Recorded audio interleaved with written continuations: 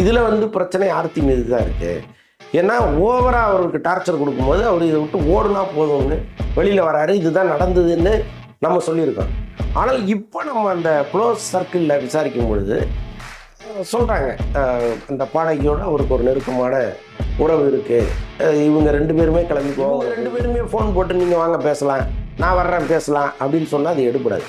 இப்போ நடுவில் அவங்க 2 பேருக்கும் இணக்கமான ஒரு உறவு நட்பு யாராவது இருப்பாங்கல்ல, இப்போ அந்த இடத்துல தான் குஷ்பு எங்கே போனாங்கன்னு நடந்தது. அவரு கேட்டதுங்கிறத தாண்டி ஆர்த்தி தரப்பில் தான் ப்ரெஷர் கொடுத்தாங்க. அப்படிங்களா? ஆமாம், இவர் வந்து பெரிய ப்ரெஷர்லாம் இல்லை, பட் ஆர்த்தி தரப்பில் தான் இந்த கல்யாணம் நடந்தே ஆகணும்னு ப்ரெஷர் கொடுத்தது. அதில் தான் குஷ்புவின் ரோல் நிறையா இருக்கு. அது பிடிக்கவே மாட்டாங்க. ஏன் ஒரு தட்டை வச்சு பிடிச்சா என்ன, ஏன் ஒரு கிண்ணத்தை வச்சு பிடிச்சாங்க, ஏன் கையால் பிடிக்கும்? இல்லை, கையாலே பிடிக்கவன கீழே ஊற்றுட்டுமே, யாராவது விட்டு தொடங்கல.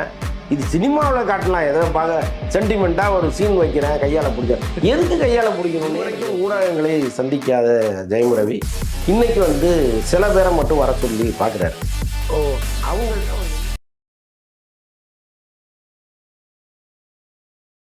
லாஸ்ட் டைம் நம்ம பேசும்போது சொல்லியிருந்தோம், ரவி சார் பிரச்சனைலாம் முடிஞ்சு சார் அப்படி நீங்களே சொல்லியிருந்தீங்க. இது அவ்வளோதாங்க என்ன. ஆனால் திடீர்னு ஒரு பாடகையை கொண்டு வந்து நிற்க வச்சுட்டு அதுக்கான இருந்தாங்க இவ்வளோ இருக்குது விஷயங்கள்னு போடும்போது நமக்கு எப்படி சார் பயங்கர ஷாக்காக இல்லை சார்? இல்லை, 2 பேர் ஃபோட்டோ எடுத்துக்கிட்டு அது மட்டுமே வெளியில் வந்து ஒரு கிசு கிசுவாக மாறுறதுங்கிறத நம்ம ஏற்றுக்கல.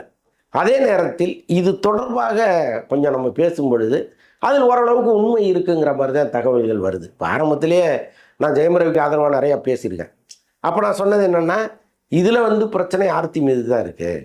ஏன்னா ஓவராக அவருக்கு டார்ச்சர் கொடுக்கும்போது அவர் இதை விட்டு ஓடுனா போதும்னு வெளியில் வராரு. இதுதான் நடந்ததுன்னு நம்ம சொல்லியிருக்கோம். ஆனால் இப்போ நம்ம அந்த க்ளோஸ் சர்க்கிளில் விசாரிக்கும் பொழுது சொல்கிறாங்க, அந்த பாடகியோட அவருக்கு ஒரு நெருக்கமான உறவு இருக்குது, இவங்க 2 பேருமே கிளம்பி கோவாவில் போய் தங்கியிருந்தாங்கன்னு சொல்கிறாங்க. இது ஒரு பக்கம் இருக்கட்டும். ஆனால் இதுவரைக்கும் ஊடகங்களை சந்திக்காத ஜெயம் ரவி இன்னைக்கு வந்து சில பேரை மட்டும் வர சொல்லி பார்க்குறாரு. அவங்கள்ட்ட அவர் என்ன சொன்னாருங்கிறது நமக்கு தெரியல. நம்ம அது சொன்ன பிறகு அது என்னென்னு அவர் பேசுனது என்னங்கிறது தெரிஞ்ச பிறகு நம்ம பேசுவோம். கண்டிப்பாக. ஏன்னா நீங்கள் கூட லாஸ்ட் டைம் சொன்னீங்க அவ்வளோதான் சார், இது 2 பேருக்குள்ளே பேசி முடிச்சிருவாங்க அப்படின்னா. ஆனால் ஆர்த்தி தரப்புல இருந்து தான் இதை கொஞ்சம் கொஞ்சமாக ரிலீஸ் பண்ணிகிட்டே இருக்காங்க. பாருங்கள், காரை அவங்க பயன்படுத்தினாங்க, ஜெயம் ரவியோட காரை அவங்க பயன்படுத்தியிருக்காங்க, அதுக்கான இதெல்லாம் இவங்க தரப்புல தான் வெளியிடுறாங்கன்னு சொல்கிறாங்க. உண்மைதானே சார்? ஆமாம், நிச்சயமாக இருக்கும் இல்லைங்க. இப்போ நீங்கள் முதற் காரணம் வந்து இந்த பிரச்சனைக்கு ஆர்த்தி தான் சொல்லிட்டு அவர் வெளியேறும் பொழுது நான் மட்டும் காரணம் இல்லை, தவறு அவங்க மீதும் இருக்குங்கிறத அவங்க பொதுவெளிக்கு கொண்டு வராங்க. அதுதான் இந்த இந்த பாடகி வெளியில் வந்த விவகாரம். இன்னும் அவங்க என்னெல்லாம் சொல்ல போகிறாங்க, அதில் எவ்வளோ உண்மை இருக்குங்கிறதெல்லாம் போக போக தான் தெரியும். ஒரே அடியாக பொய்யா கூட சொல்லலாம். இப்போ ஒரு புகைப்படத்தை வச்சு கதை திரைக்கதை எழுதிடலாம். ஆனால் அது உண்மையாக பொய்யாங்கிற விசாரிக்க வேண்டிய இடத்துல ஊடகங்கள் இருக்குது. நிச்சயமாக அவங்க விசாரித்து சரியாக தவறான்னு சொல்லுவாங்க. ஒருத்தர் சொல்லியிருந்தார், புது புது அர்த்தங்கள் படம் பார்த்தீங்களா, அதில் வந்து வீட்டில் தொல்லை தாங்க முடியாமல் அவர் கோவாவுக்கு போயிடுவார், அந்த இடத்துல ஆறுதல் சொல்கிறதுக்கு ஒரு அம்மா வருவாங்க, ஆனால் கடைசி வரைக்கும் அவங்க 2 பேருக்குள்ள ஒன்றுமே இருக்காது அப்படின்னு சொன்னாங்களே சார். ஆனால் இன்னைக்கு வந்து நட்புங்கிறது பல இடங்கள்ல அப்படிதாங்க இருக்கு. ஒரு ஆணும் பெண்ணும் பழகிறத வந்து பல பேர் தவறாக பார்த்த காலமெல்லாம் போயிடுச்சு. இன்னைக்கு ரொம்ப ஃப்ரெண்ட்லியாக ரொம்ப ஒரு அற்புதமான ரிலேஷன்ஷிப்போடலாம் இன்னைக்கு இருக்காங்க. அதை வந்து வேறொரு பார்வையோட பார்த்து கொச்சைப்படுத்துகிற தலைமுறையும் கிட்டத்தட்ட மாறிடுச்சு. ஒரு பையனும் பொண்ணும் டீ கடையில் நின்று அழகாக டீ குடிச்சிட்டு பேசுகிறாங்க. நான் சில கடைகளில் பார்க்குறேன், தம் அடிச்சுட்டே பேசிகிட்டு இருக்காங்க. அந்த பொண்ணு கையில் ஒரு தம் இருக்குது, அவங்க கையில் ஒரு தம் இருக்குது, தம் அடிச்சுட்டே பேசுகிறாங்க பார்க்குறேன். இன்றைக்கி காலம் வந்து அப்படி மாறி இருக்கு. அதே மாதிரி இப்போது சுற்றுலான்னு போகிறாங்க, ஒரே அறையில் ஒரு 4 பசங்க 4 பொண்ணுங்க தங்குறாங்க, ஒன்றும் எந்த பிரச்சனையும் இல்லை. எப்படி வந்து ஆண்கள் சுதந்திரமாக இருக்காங்களோ அதே மாதிரி பெண்கள் சுதந்திரமாக இருக்காங்க. இன்றைக்கி மாறி போச்சு. இப்போ இந்த கால சூழலில் ஒரு ஒரு பாடகியும் ஒரு நடிகரும் சேர்ந்து நிற்கிற ஒரு படத்தை மட்டுமே வச்சுக்கிட்டு இது இப்படி தான் போகுது அப்படின்னு சொல்வதை நாம் எந்த அளவுக்கு நம்புறது? இது வந்துருச்சு, வெளியில் வந்துருச்சு, அப்படி தான் நடந்துகிட்டு இருக்குன்னு சொல்கிறாங்க. ஆனால் இது அடுத்த கட்டம் என்ன, அது உண்மையா பொய்யா அப்படிங்கிறதெல்லாம் எப்படி உடனே தெரியும்? கொஞ்சம் விசாரிக்கணும், அது சரியா இது உண்மைதானா அப்படிங்கிறது போக போக தெரியும். இப்போ நீங்களாம் வந்து நல்லா கிளியராக சொல்கிறீங்க, இதுதாங்க நடந்திருக்கும், இது என்னன்னு தெரியாம நம்ம அடுத்தது உள்ள போகக்கூடாதுன்றத ரொம்ப பக்காவா சொல்றீங்க. ஆனா எங்கெங்கயோ திரைக்கதை எழுதிக்கிட்டு இருக்காங்க. அதுக்காக தான் நான் வந்து உங்க மூலியமா நான் கேட்கிறேன். நான் இல்ல அது பல பேர் அது பண்றாங்க, அது தெரியல. இப்ப அவங்க அப்பா எல்லாம் கொஞ்சம் இவங்களை சேர்த்து வைக்கணும் அப்படிங்கிற மாதிரி தான் நம்ம எல்லாம் கேள்விப்படுறோம். இல்லைங்க நாங்க பேசிக்கிட்டு இருக்கோம், 2 ஃபேமிலியும் பேசிக்கிட்டு இருக்கோம், சேர்த்து வைக்கிற மாதிரி தான். ஆனா ஆர்த்தி தரப்புல ரொம்ப உக்கிரமா இருக்கிற மாதிரி இருக்கு. இன்னும் சிலதெல்லாம் வெளியிட போறோம் அப்படின்ற மாதிரிலாம் செய்திகள் வருது. அதான் கொஞ்சம் அதிர்ச்சி. இல்லைங்க, இப்போ இந்த 2 பேரண்ட்ஸும் பேசிட்டாங்கன்னா பிரச்சனை இல்லை. இது பேசுவதற்காக நடுவில் ஒருத்தர் செயல்படணும் நிச்சயமா. இவங்க 2 பேருமே ஃபோன் போட்டு நீங்கள் வாங்க பேசலாம், நான் வர்றேன் பேசலாம் அப்படின்னு சொன்னால் அது எடுபடாது. இப்போ நடுவில் அவங்க 2 பேருக்கும் இணக்கமான ஒரு உறவு நட்பு யாராவது இருப்பாங்கல்ல. இப்போ அந்த இடத்துல தான் குஷ்பு எங்கே போனாங்கன்னு நான் கேட்குறேன். குஷ்புவால் நடந்த திருமணம் தான் இது. அவங்க 2 பேர் காதலையும் சேர்த்து வச்சது அவங்க தான். காதலிக்கு காரணமாக இருந்தது அவங்க தான். ஆரம்பத்துலேருந்து அவங்க தான் இதில் வந்து ஒரு தூதுவராகவே இருந்திருக்காங்க. அப்படியே கொண்டு வந்து இதே மாதிரி ஜெயமுறை வீட்டில் வந்து உட்காந்து பேசி அவரை கன்வின்ஸ் பண்ணி, யார் அவங்க அப்பாவை எடிட்டர் மோகனை கன்வின்ஸ் பண்ணி இந்த கல்யாணத்தை நடத்தி வச்சதே குஷ்பு தான். ஆனால் இவ்வளோ பெரிய பிரச்சனை ஓடிக்கிட்டு இருக்கும்போது எங்கே போனாங்க அவங்க? அதுதான் நம்ம கேள்வியாக இருக்குது. இப்போவும் கெட்டு போகல. அவங்க இறங்கி வந்து இந்த தரப்புலையும் பேசி 2 பேருக்கும் இருக்கிற பிரச்சனைகளை ரொம்ப அழகாக அவங்க வந்து சரி பண்ணலாம். அதுக்கு வந்து நிறைய வாய்ப்புகள் இருக்குது. அதை அவங்க செய்யணும். அது உங்கள் பிரச்சனை, எனக்கு என்னான்னு போகிறதுங்கிறது சரியில்லை. இவரே ரொம்ப வீட்டில் எனக்கு பண்ணியே ஆகணும், இல்லைன்னா வீட்டில் இருக்க மாட்டேன்ற அளவுக்குலாம் ஜெயம் ரவி வீட்டில் பயங்கர பிரச்சனை பண்ணாருன்றதெல்லாம் சொல்கிறாங்க. உண்மை தானே சார்? அவர் ஆர்த்தி எனக்கு திருமணம் செய்தே ஆகணும் அப்படின்ற மாதிரிலாம். இல்லை அன்னைக்கு நடந்தது அவர் கேட்டதுங்கிறத தாண்டி ஆர்த்தி தரப்பில் தான் ப்ரெஷர் கொடுத்தாங்க. அப்படிங்களா? ஆமாம், இவர் வந்து பெரிய ப்ரெஷர்லாம் இல்லை. பட் ஆர்த்தி தரப்பில் தான் இந்த கல்யாணம் நடந்தே ஆகணும்னு ப்ரெஷர் கொடுத்தது. அதில் தான் குஷ்புவின் ரோல் நிறையா இருந்துச்சு. இவங்க சொல்லியிருந்தாங்க, நான் கர்ப்பமாக இருக்கும்போது கூட அவர் வந்து கையாலே வாமிட் எல்லாம் எடுத்து எல்லாம் போட்டாரு. எனக்கு அது புரியவே மாட்டேங்குது. ஏன் ஒரு தட்டை வச்சு பிடிச்சா என்ன, ஏன் ஒரு கிண்ணத்தை வச்சு பிடிச்சாரு, ஏன் கையால் பிடிக்கணும்? இல்லை கையாலே பிடிக்கணும், கீழே ஊற்றுட்டுமே, யாராவது விட்டு தொடங்கலை. இது சினிமாவில் காட்டலாம், ஏதோ பார்க்க சென்டிமெண்ட்டாக ஒரு சீன் வைக்கிறேன், கையால் பிடிச்சாரு. எதுக்கு கையால் பிடிக்கணும்னே எனக்கு புரிய மாட்டேங்குது.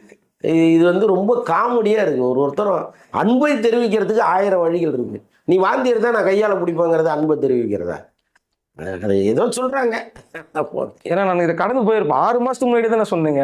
இப்போ எல்லாம் நெட்டிசன்லாம் என்ன 6 மாதத்திற்கு முன்பு 6 மாதத்திற்கு பின் நடுவில் என்ன அப்படின்னு. நம்ம எப்போவுமே வலைபேச்சில் நம்ம சொல்லுவோம். இந்த பேட்டிகளில் பேசுவது, மேடைகளில் பேசுவது, இது எல்லாமே போலித்தனமானது. கரெக்ட் சொல்லி. நடிகர்களுக்கு இன்னொரு முகம் இருக்கு, நீங்க போய் பார்த்தாதான் தெரியும். கூட இருக்கிறவங்கள்ட்ட போய் நீங்க பேசினாதான் தெரியும்னு நான் சொல்லியிருக்கேன். ஒன்றும் இல்லை, ஒரு பெரிய நடிகர் இன்றைக்கும் வந்து அவர் வந்தாருன்னா ஒரு பெரிய மாசு இருக்குது, அவரை பற்றி ஒரு பேச்சு தினந்தோறும் வந்துகிட்டே இருக்குது. அவர் பெரிய நான் வள்ளல், தினமும் இவருக்கு இது கொடுக்குறேன், அவருக்கு அது கொடுக்குறேன்லாம் ஃபோட்டோ எடுத்து போட்டுக்கிட்டு இருப்பார். அவர் குழந்தையா இருந்த காலத்தில் ட்ராவல் பண்ண ஒரு 20 வருஷமாக அவரோட ட்ராவல் பண்ண ஒரு பெரிய மனுஷன் வீட்டில் ஒரு நாள் இந்த இது இருக்குல்ல, ஏர்பட்ஸு, ஆமாம், இது தொலைஞ்சு போச்சான். நீ தான் எடுத்துட்டேன்னு சொல்லி அந்த பெரியவர்கிட்ட சண்டையை போட்டு அந்த பெரியவரையே வெளியில் அனுப்பிட்டார். கடைசியில் பார்த்தா அந்த ஏர்பட்ஸு வேற ஒரு இடத்துல இருக்கு. திரும்பி போய் கூப்பிட்டா அந்த பெரியவர், ஏன் உன்னை 20 வருஷமாக நான் புள்ள மாதிரி பார்த்துக்கிட்டேன், ஒன்று தொலைஞ்சு போச்சுங்கிறதுக்காக ஒரே நிமிஷத்தில் என்னை திருடனாக்கிட்டல, நீ நான் இன்னமும் உன் வீட்டு வாசலே மிதிக்க மாட்டேன்னு வந்துட்டார். இதுதான் அவங்களுடைய ஒரிஜினல் முகம். புரியுதா உங்களுக்கு? ஆனால் வெளியில் என்ன தெரியுமா சொல்லுவாங்க, இவரை மாதிரி ஒரு வள்ளல் உண்டா, போகும்போது யாராவது கையை நீட்டினா கூட எடுத்து கொடுத்துருவாரு பாக்கெட்டில் உள்ள. அப்படி உள்ளவன் இப்படி ஒரு வேலையை செய்வானா? இதுதான் இவங்களுடைய முகம். அதை தான் நம்ம சொல்கிறோம். இப்போ இந்த பேட்டியில் 6 மாதத்துக்கு முன்னாடி அவங்க சொன்னாங்கங்கிறீங்கல்ல, அது வந்து பொய் முகம். உள்ளே வந்து ஒரு கலவரமே நடந்துட்டு இருந்தது. ஆனால் உட்கார வச்சு பேசும்போது அவ்வளோ அந்யோன்யமாக இருக்கிற மாதிரி காமிச்சுப்பாங்க. இதை தான் நம்ம தொடர்ந்து சொல்லிகிட்டே இருக்கோம். நம்ம இது இப்படி சொல்கிறோம். ஆனால் ஜெயம் ரவி இன்னும் கூட அவங்க ரசிகர்கள் விட்டு கொடுக்கல. நீங்கள் வந்து இதை மட்டும் வச்சு பேசாதீங்க, அவர் தரப்பையும் கொஞ்சம் பேச விடுங்க. ஏன்னா அவர் அதிகமாக சர்ச்சையில் சிக்காத மனுஷனாக தான் இருந்துட்டு இருக்காரு. ஒன்று அவங்க அப்பா அம்மா கூட ட்ராவல் பண்ணுறாரு, இவங்க கூட தான் ட்ராவல் பண்ணுறாரு. அப்படின்றப்போ அவர் கொஞ்சம் ஹர்ட் ஆயிருப்பாரு. நீங்கள் நடுவில் நிறைய இது பண்ணிடாதீங்கன்றதும் சொல்லிட்டு இருக்காங்க. ஏன்னா நீங்கள் அது க்ளோஸாக நீங்கள் சினி இண்டஸ்ட்ரீஸில் இருக்கிறத வச்சு சொல்கிறோம். அவ்வளோ சர்ச்சையில் மாற்றவர் கிடையாதுல்ல சார் ஜெயம் ரவி? இப்போ சர்ச்சையில் மாற்றவர் கிடையாதான்னு கேட்காதீங்க. இது வரைக்கும் மாட்டலை, அவ்வளோதான். நம்ம ஒரு யாருங்கிறது நமக்கு தெரியும்ல. அதனால ரொம்ப அதுக்குள்ள நம்ம போய் பேச வேண்டிய அவசியம் இல்லை. சரி, அது அவங்க குடும்ப விவகாரம். பட் பொதுவாக சொல்கிறேன், இது வந்து 2 பேரும் சேரணுங்கிறது தான் எல்லாருடைய விருப்பமாக இருக்கு. அதற்கான முயற்சிகளை குஷ்பு மாதிரி ஆட்கள் எடுக்கணும். அதுதான் இதுல இன்னொரு சந்தோஷமான விஷயம், ஜிவி பிரகாஷ்குமாரோடைய அம்மா சொல்லியிருப்பாங்கன்னு நினைக்கிறேன். என் பையன்கிட்ட பேசிட்டே இருக்கேன், சைந்தவி வந்து எனக்கு ரொம்ப சந்தோஷம் தான்ற ஒரு பாசிட்டிவான விஷயத்தையும் சொல்லியிருக்கிறேன். கண்டிப்பா சேர்றதுக்கான வாய்ப்பு இருக்கு சார். முதல்ல அவங்க அம்மாவும் பையனும் ஒண்ணா இருக்காங்களான்னு பாருங்க. என்ன சார் ஒன்று பையன் ஒரு வீட்டில் இருக்காரு, அம்மா ஒரு வீட்டில் இருக்காங்க. அது அவங்க வந்து ஏதோ சரி அந்த கதை வேணாம் போங்க, வேற வேற கேள்வி. சரி ஓகே சார். இப்போ அந்த பிரதர் படத்தோட இதுவெல்லாம் முடிச்சிட்டாரா சார்? ஏன்னா அவங்களுக்கு ஒரு அப்டேட் மாதிரி இருக்கும், படம் எப்போ வருது? இல்லைங்க, இப்ப தயாரிப்பாளர்களுக்கு இருக்கிற பேரதிர்ச்சி என்னன்னா, இப்ப ஜெயம் ரவி மாதிரி சில நடிகர்கள் தான் ப்ரொமோஷனுக்கே வராங்க. சில பேர்லாம் வர்றதே கிடையாது. ஒரு குறைந்தபட்சம் ஒரு வீடியோவாவது எடுத்து கொடுங்கய்யா, நாங்க ஃபார்வர்ட் பண்ணிக்கிறோம், எப்படியா ப்ரொமோஷன் பண்ணிக்கிறோம், அதுக்கே இவங்க தயாரா இல்லை. ஆனால் ஜெயம் ரவி மாதிரி ஆட்கள் வந்து எங்க கூப்பிட்டாலும் ப்ரொமோஷனுக்கு வர்றது, மீடியாக்களை பார்க்கறது, மணிக்கணக்கில் பேட்டி கொடுக்கறது, அந்த அளவுக்கு படத்துக்கு பேருதவியா இருக்கிற நடிகர்கள் இவங்கெல்லாம்.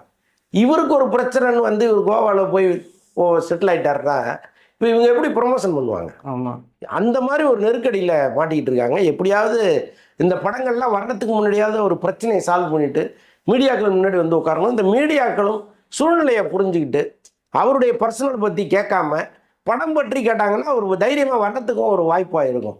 அங்கே வந்து படத்தை விட்டுட்டு ஏங்க நீங்கள் அவங்களோட சேரில் இவங்களோட சுற்றுறீங்களாமே, கோவாவுக்கு ஏன் போனீங்கன்னு கேள்வி கேட்டால் இந்த படத்தோட ப்ரொமோஷனுக்கே அவர் வரமாட்டார். அப்போ பாதிக்கப்படுறது ஒரு படம், ஒரு தயாரிப்பாளர். ஸோ அதை மனசில் வச்சுட்டு மீடியாக்களும் நடந்துக்கணும். அவரும் வந்து ரொம்ப சீக்கிரம் இந்த காத்திருக்கிற படங்களோட ப்ரொமோஷனுக்கு வரணும். ஏன்னா டப்பிங் பேசிட்டாரு அது மாதிரிலாம் சொல்லிக்கிட்டு இருந்தாங்க. இல்லை, டப்பிங் இன்னைக்கு பிரச்சனையே கிடையாதுங்க. மொபைல் டப்பிங் வந்துருச்சு. நீங்கள் எந்த ஊரில் இருந்தாலும் அங்கே போய் எடுத்துகிட்டு வந்துடலாம். இப்போ இன்னைக்கு பல முன்னணி நடிகர்கள் அப்படி தான் பேசுகிறாங்க. அதனால் அது ஒரு பிரச்சனையே கிடையாது. ப்ரொமோஷனுங்கிறது தான் பெரிய பிரச்சனையாக இருக்குது. அப்படி ஆனால் ராஜேஷ் 2 பேர் சேர்ந்து பண்ணும்போதோ எல்லாரும் ஒரு எதிர்பார்ப்பு இருக்கும்ல சார், அவரும் ஒரு பெரிய கம்பேக் கொடுக்கணும்னு முயற்சி பண்ணிக்கிட்டே இருக்கு. ராஜேஷ்லாம் வரணுங்க. ராஜேஷ்லாம் திரும்பவும் பழைய மாதிரி வந்து ஒரு ஹிட்டு டைரக்டராக வரணும். ஏன்னா சில இயக்குனர்கள் தான் மண்டையில் கணத்தை ஏற்றிக்காத இயக்குனர்கள் இருக்காங்க. அந்த வரிசையில் அவர் ரொம்ப முக்கியமான ஒரு இயக்குனரை நான் பார்க்குறேன். ஸோ அவரெல்லாம் வந்து ஏதோ ஒரு படம் 2 படம் ஃபெயிலியர் ஆயிடுச்சு, ஒரேடியாக அவரை ஒதுக்கி தள்ளிடணும்லாம் போகக்கூடாது. நல்ல நல்ல படங்களை கொடுத்தவர் தானே அவர். நம்மளெல்லாம் எப்படி ரசிக்க வச்சார் அவர். எஸ்எம்எஸ் எல்லாம் நீங்கள் அந்த படத்தை மறக்க முடியுமா? நீங்கள் ரிப்பீட்டாக பார்க்கலாம் சார் அந்த காமெடி. இன்றைக்கும் நம்ம மனசு கவலையாக இருந்தால் மொத்த படத்தையும் போட்டு உட்காந்துடுறோம்ல. ஸோ அப்படிப்பட்ட ஒரு இயக்குனருக்கு ஏதோ ஒரு சர்க்கிள் வரலாம். மீண்டும் அவரெல்லாம் வரணுங்கிறது தான் நம்ம ஆசை. ஜெயம் ரவிலாம் வந்து இந்த படத்தை தூக்கி விடணும். உங்களுக்கு ஏதாவது கிடைச்சிருக்காது படம் பற்றி எப்படி வந்திருக்கு, ஏதாவது ஒரு சின்ன விஷயங்கள் ஏதாவது? அது ஒன்றும் அது அப்படிங்க. சரி ஓகே சார், நம்ம வந்து இந்த பிரதர் படம் நல்லபடியாக வரணும். ஏன்னா நானும் ரொம்ப எதிர்பார்க்குறேன். அவர் படங்கள்லாம் அடிக்கடி போட்டு வைப்பேன். பாஸ் என்ற பாஸ்கரங்களாம் எத்தனை முறை ரிப்பீட்டாக போட்டாலும் அப்படி அல்டிமேட்டாக இருக்கும் காமெடி. பட் ஆனால் எனக்கு இதில் இன்னும் சந்தானம் இருந்தாருன்னா இன்னும் அல்டிமேட்டாக இருந்திருக்கும். ஆமாம், அந்த காம்பினேஷனே வேற. ஆமாம்ல சார், ராஜேஷ் சந்தான காம்பினேஷன் இருக்க ஒரு அல்டிமேட்டான காம்பினேஷன் அது. நான் என்ன சொல்கிறேன், ஒருவேளை சந்தானம் வந்து நான் ஹீரோவாக தான் நடிப்பேன் அப்படின்னு சொன்னால் கூட ஹீரோவாகவே ராஜேஷ்க்கு ஒரு வாய்ப்பு அவர் தரலாம். 2 ஹீரோ, நீங்கள் ஒரு ஹீரோ எடுத்துங்க, நான் ஒரு ஹீரோ எடுத்து பண்ணலாம். எனக்கு தெரிஞ்சது பெரிய பிளாக் பஸ்டராக அதோட நிறைய வாய்ப்பு இருக்கு. வரும். ஏன்னா சமீப காலத்தில் காமெடி படமே கிடையாது சார், அதனால தான் கேட்குறேன். நன்றி சார், எங்களுக்காக டைம் ஒதுங்க. நன்றி சார்.